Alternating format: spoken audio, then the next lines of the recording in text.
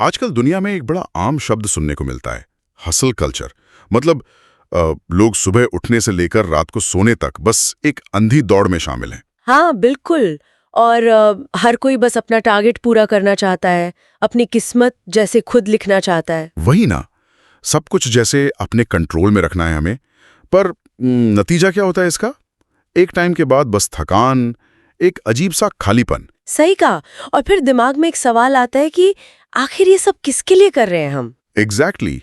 तो क्या हो अगर जीवन में शांति और सफलता का सबसे बड़ा रहस्य चीजों को मुट्ठी में खींचने में नहीं, बल्कि अपनी पकड़ ढीली करने में छिपा हो? ये एक बड़ा ही दिलचस्प ख्याल है।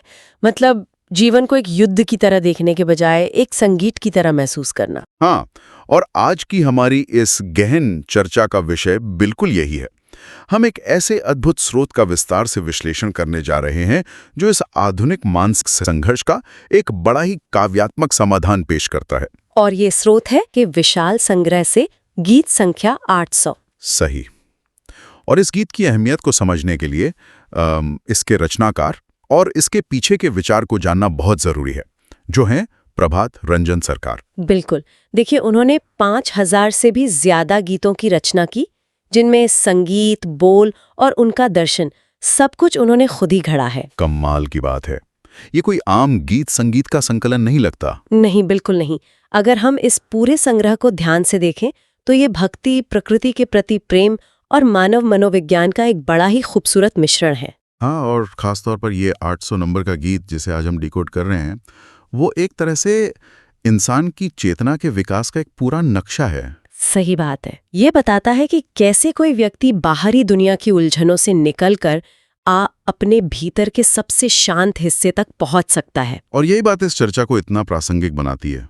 ये सिर्फ पुरानी कविता का पाठ नहीं है, बल्कि आज की युवा पीढ़ी के लिए एक टूल की तरह काम कर सकता है। जो युवा अपने जीवन के उद्देश्य या पर्पस को लेकर थोड़े भ्रमित हैं, उनके लिए तो ये एक दिशा दिखाने जैसा है। वही तो, चलिए इस वैचारिक यात्रा की शुरुआत करते हैं। गीत की शुरुआती पंक्तियां कुछ इस तरह हैं। तुम्हारे छी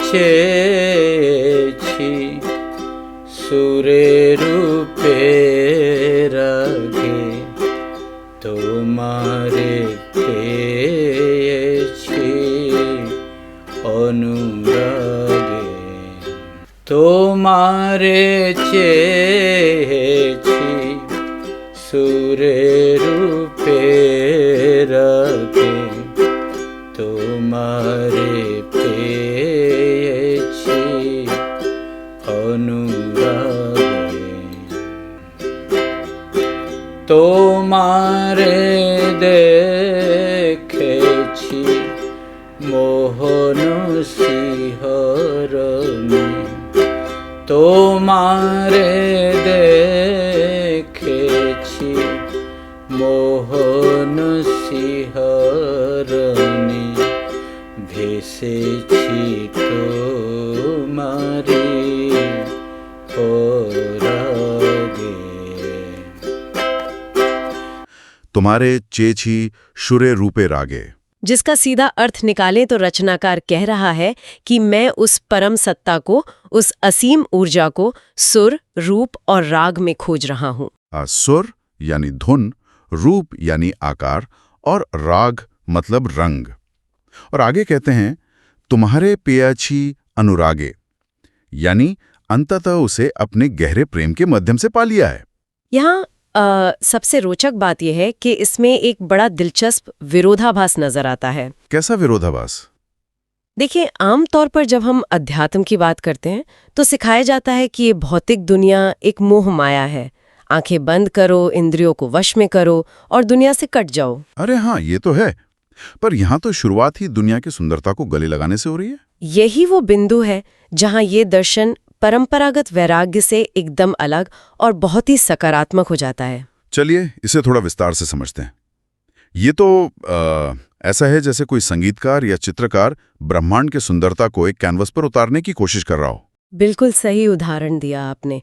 वो ईश्वर को किसी अमूर्त रूप में नहीं, बल्कि दुनिया के रंगों और ध्वनियों में देख रहा है। और साइकोलॉजी के हिसाब से भी देखें तो इंसान दुनिया से भागकर कभी शांत नहीं हो सकता। एकदम सही। सुर, रूप और राग, ये तीनों हमारी इंद्रियों के सबसे प्रबल अनुभव हैं। हम जो सुनते हैं, देखते हैं, महसूस करते हैं। मतलब रचनाकार कह रहा है कि परम सत्ता को किसी अंधेरी गुफा में खोजने की जरूरत नहीं। हाँ, वो इस ब्रह्मांड की हर एक खूबसूरत अभिव्यक्ति में मौजूद है। जब कोई संगीतकार एक परफेक्ट धुन पकड़ता है तो वो आनंद दरअसल उसी ऊर्जा के साथ जुड़ने का पल होता है। ये तो बहुत ही ऊर्जावर नजरिया है। इसका मतलब भौतिक दुनिया और आध्यात्मिक दुनिया के बीच कोई दीवार है ही नहीं। वही ना, दुनिया को नकारने का नहीं, बल्कि उसे एक नए प्रेमपूर्ण नजरिए से देखने का निमंत्रण है ये। और इसी विचार को आगे बढ़ाते हुए गीत में एक बड़ा ही अद्भुत रूपक इस्तेमाल हुआ है। पंक्तियां हैं, तुम्हारे देखे छी मोहना शिहराने, भेसे छी तुम्हारी परागे। यानी मैंने तुम्हें एक रोमांचक सिहरण के साथ देखा है और मैं तुम्हारे पराग पर तैर रही हूँ। अब यहाँ एक सवाल उठता है। एक मोहन सिहरन या रोंगटे खड़े कर देने वाले रोमांच को तो हम समझ सकते हैं, जैसे पहाड़ से ढलते सूरज को देखना। हाँ, जब एक पल के लिए सांस रुक जाती है। बिल्कुल, लेकिन ये पराग पर तैरना क्या है? आध्यात्मिक विकास की बात में ये जीव विज्ञान, मेरा मतलब बायोलॉजी का शब्द कहाँ से आ गया? ये रूपक सच में बहुत ही गहरा है। अगर हम प्रकृति में पराग यानी पॉलन के काम करने के तरीके को देखें तो वो जीवन के विस्तार का सबसे मूल वाहक है। हाँ, हवा चलती है और पराग उसके साथ उड़ने लगता है। एक ब्लूप्रिंट होता है, वो बिना किसी विरोध के, बिना संघर्ष के हवा के साथ उड़ता है और जहाँ गिरता है वहाँ नया जीवन पैदा करता है। एकदम सही। तो जब रचनाकार कहता है कि मैं तुम्हारे पराग पर तैर रही हूँ, तो वो उस सार्वभौमिक प्रेम और निर्माण की प्रक्रिया का हिस्सा बनने की बात कर रहा है। तैरने का मतलब है कि अब संघर्ष खत्म हो गया है। इंसान अपने अहंकार को, अपनी छोटी सी पहचान को किनारे रख देता है और उस बड़ी ब्रह्मांडीय धारा के साथ बहने लगता है। वो जीवन के खिलाफ तैरने के बजाय उसकी ऊर्जा के साथ एक हो जाता है। तभी वो रोमांचक सिहरन पैदा होती है, क्योंकि इंसान वो भार नहीं ढोरा जो उसने खुद अपने कंधों पर रखा था। वाह, ये छवि दिमाग में एकदम स्पष्ट हो जाती है ना। हम हवा में उड़ते उस पराग की तरह है, जिसे बस जीवन के प्रवाह में अपना योगदान देना है, बिना इस चिंता के कि हवा का रुख क्या है। ये बड़ा ही मुक्ति देने वाला ख्याल है। हाँ, अब देखिए, इंद्रियों और भौतिक दुनिया की सुंदरता को महसूस करने के बाद गीतकार अब ज्ञान और आकांक्षाओं के नए स्तर की ओर बढ़ता है। क्योंकि इंसान की फितरत है कि वो हर चीज को तर्क से समझना चाहता है, हमारा ज्ञान, हमारी बुद्धि। बिल्कुल, और यहीं पर ये रचना हमारी आकांक्षाओं और ज्ञान की सीमाओं पर सवाल उठाती है, जिसे दूसरे पद में कुछ इस तरह कहा गया है, जाना न जानार ऊर्ध्वे आसने बसिया रयेछो सुस्मितानने। जाना न जानार ऊर्ध्वे आसने बसिया रयेछो सुस्मितानने। आमार सब चावा आमार सब पावा, आमार सब चावा आमार सब पावा। তোমার বিনা তারে সদা জাগে, তোমার বিনা তারে সদা জাগে। তোমারে পেয়েছি অনুরাগে, তোমারে চেয়েছি সুরে রূপে রাখে, তোমারে পেয়েছি অনুরাগে। जाना न जानार ऊर्ध्वे आसने बसिया रोएछू सुस्मिताना ने। जिसका अर्थ है कि वो परम सत्ता जो ज्ञात है और जो अज्ञात है, उन दोनों से परे एक सिंहासन पर बैठी है और उसके चेहरे पर एक बहुत ही कोमल मुस्कान है, सुस्मितानन। ये पंक्ति मानव ज्ञान के अहंकार को बहुत ही कोमलता से पिघला देती है। हम सोचते हैं ना कि हमने साइंस में कितनी तरक्की कर ली है। कि हम एक दिन पूरे ब्रह्मांड का रहस्य एक फॉर्मूले में बांध लेंगे। हाँ, पर एक बिंदु आता है जहां हमारा तर्क जवाब दे जाता है। और दिलचस्प बात यह है कि वो असीम सत्ता हमारे अज्ञान पर हंस नहीं रही है, वो हमें नीचा नहीं दिखा रही। सही कहा, वो एक आश्वस्त करने वाली प्रेमपूर्ण मुस्कान के साथ मौजूद है। ये मुस्कान दिलासा देती है कि सब कुछ जानना जरूरी नहीं है। कभी कभी सिर्फ उस विशालता को स्वीकार करना ही सबसे बड़ा ज्ञान होता है। पर यहाँ एक बड़ा वैचारिक टकराव पैदा होता है। कैसा टकराव? खासकर अगर हम इसे आज के युवाओं के नजरिए से देखें। गीत इसके बाद कहता है, आमार सब चावा, आमार सब पावा, तुम्हार वीणा के तारारे सदा जागे। यानी मेरी सभी आकांक्षाएं और प्राप्तियां तुम्हारी वीणा के तारों पर जागृत होती हैं। यहाँ बात सच में बहुत दिलचस्प हो जाती है। अगर कोई युवा इसे सुनता है तो वो तो तुरंत कहेगा, रुकिए। हाँ, वो सोचीडा कि अगर मेरी हर चाहत, मेरी हर सफलता उस ईश्वर की वीणा पर ही तय होनी है, तो मेरी मेहनत का क्या मतलब? वही ना, मेरे संघर्ष का क्या अर्थ? क्या सब कुछ पहले से तय है? क्या ये फेटलिज्म यानी नियतिवाद नहीं है? ये एक बहुत ही लाजवाब और जरूरी चुनौती है, और यहाँ पर हमें शब्दों के पीछे के मैकेनिज्म को समझना होगा। तो क्या वीणा का तार नियति का प्रतीक नहीं है? बिल्कुल नहीं। वीणा का तार भाग्य का नहीं, बल्कि हार्मनी यानी तालमेल का प्रतीक है। फिजिक्स में एक थ्योरी होती है रेजोनेंस या अनुनाद की। अच्छा। अगर एक तार को छेड़ा जाए तो आसपास के वही तार झंकृत होते हैं जो उसी फ्रीक्वेंसी पर ट्यून किए गए हों। हाँ, वीणा पर संगीत तभी बजता है जब तारों को सही से ट्यून किया जाए। अगर तार ढीला है तो आवाज नहीं आएगी, और अगर तार को बहुत ज्यादा कस दिया जाए तो वो टूट जाएगा। तो क्या यहाँ तार का कसना हमारी मेहनत और प्रयास का प्रतीक है? एकदम सही। तार को कसने में जो टेंशन है वो हमारा संघर्ष है, हमारा काम है। गीतकार हाथ पर हाथ रखकर बैठने को नहीं कह रहा। हाँ, वीणा बजने के लिए तार पर तनाव होना जरूरी है, पर सवाल यह है कि वो तार किस धुन के लिए कसा गया है। यही सबसे बड़ा पॉइंट है। हमारी महत्वाकांक्षाएं, एम्बिशंस और उपलब्धियां अपना असली अर्थ तभी पाती हैं जब वो उस ब्रह्मांडीय संगीत के साथ तालमेल में हो। आज समाज में हम ऐसे बहुत से लोगों को देखते हैं जिन्होंने पैसा, शोहरत सब पा लिया है, उनका सब पवा उनके पास है, लेकिन फिर भी वो डिप्रेशन में है, रातों को नींद नहीं आती। ऐसा क्यों होता है? क्योंकि उनकी वीणा के तार बेसुरे हैं। वो बस अपनी धुन बजाना चाहते हैं, इस बात की परवाह किए बिना कि पूरी सृष्टि का संगीत क्या है। एकदम सही पकड़ा आपने। जब एम्बिशन सिर्फ स्वार्थ और अहंकार पर आधारित होती है तो वो ब्रह्मांड के कल्याणकारी प्रवाह से टकराती है। तब इंसान जो भी करता है वो संगीत में ही सिर्फ शोर पैदा करता है। लेकिन जब हमारी ऊर्जा किसी बड़ी योजना का हिस्सा बन जाती है, जब लगता है कि हमारे काम से समाज का कुछ भला हो रहा है, तब हमारी इच्छाएं उस सार्वभौमिक वीणा के तारों के साथ गूंजने लगती हैं। तब काम नहीं रहता, एक आनंद बन जाता है। हाँ, ये जो हसल कल्चर की थकान और जल्दी जल्दी सब पा लेने की बेचैनी है ना, वो इसी बेसुरेपन का नतीजा है। ये विचार तो बहुत ही मुक्ति देने वाला है। हमें अपनी एम्बिशंस को मारना नहीं है, बल्कि उन्हें एक बड़ी तस्वीर के साथ जोड़ना है।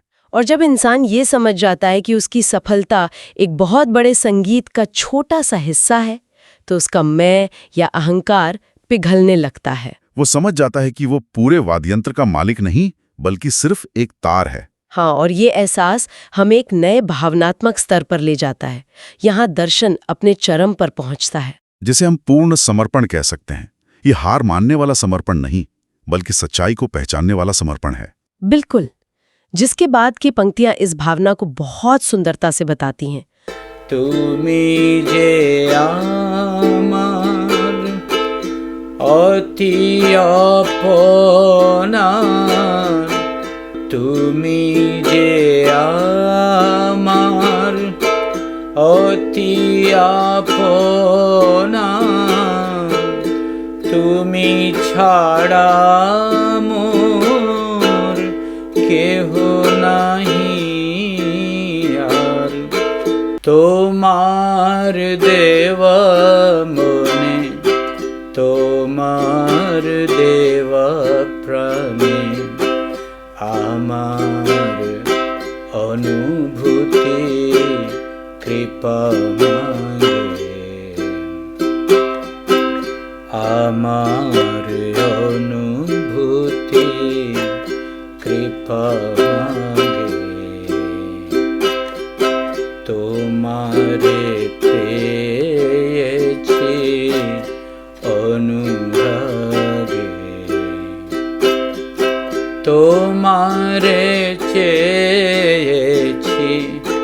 সুরে রূপে রাখে তোমারে পেয়েছি অনুরাগে